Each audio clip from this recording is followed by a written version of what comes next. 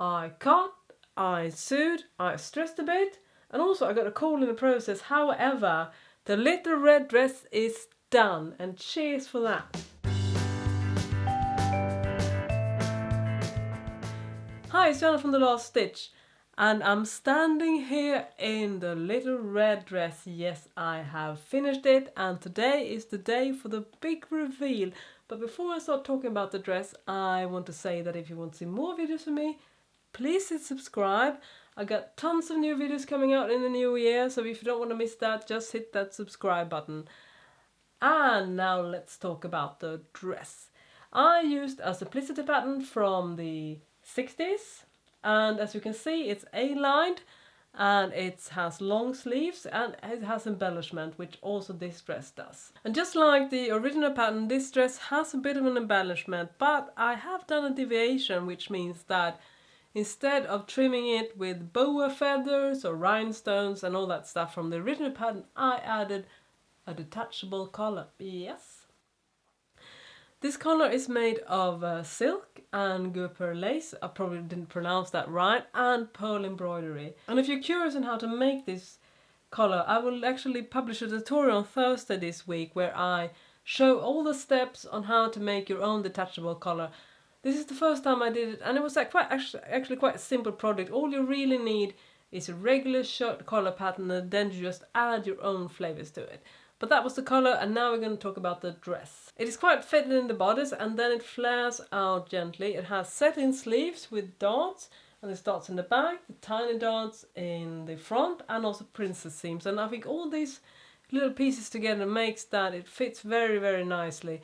And also the fabric does make its part in that. It's actually red wool from Versace, and I think that really makes the dress, because wool, fine wool, has a wonderful way of just flattering the figure. Plus it's quite easy to sew, in fact. As for the fitting process, I did use a bit of a different method than I normally do. What I normally do is that I do my adjustments on the pattern, then I make a muslin and see if it works, and then I cut out in the real fabric. But this time I wanted to try the tissue fitting method that is recommended in the wonderful book by Patty Palmer, which is called Fit for Real People.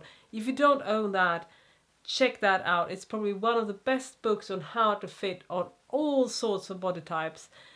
And I have to do quite a few alterations, mostly because I'm short. I have to do petite alteration, which I love that the big four pattern companies always have lines for that on each pattern piece. That's something that European pattern companies could learn from, because unfortunately it's not that common, and that is a call out for all you pattern makers out there. Just add those lines, because it makes so much easier for us that are perhaps taller or shorter than the average.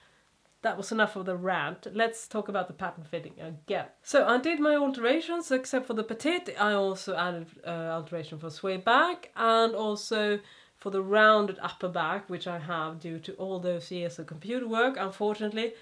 In hindsight, I could have done it even more, because it still gapes a little bit in the back, but it's not too much. It looks better than most other garments anyways. As for the sleeves, they are set-in sleeves, and I use a method that is called E-stitching or crown stitching, I think it's also called.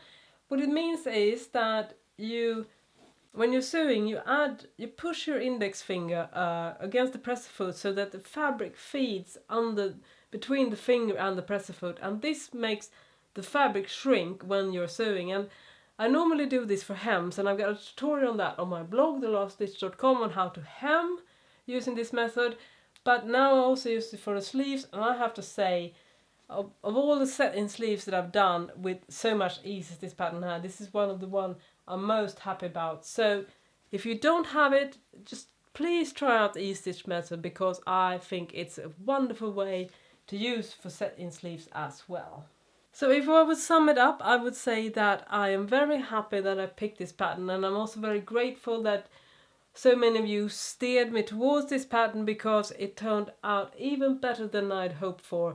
The shaping is wonderful, it's fitted on the upper bodice, and it flares out really wonderful. And also I think that the color does add a bit of a pizzazz, I guess you could call it. to the quite simple dress that is basically structure is.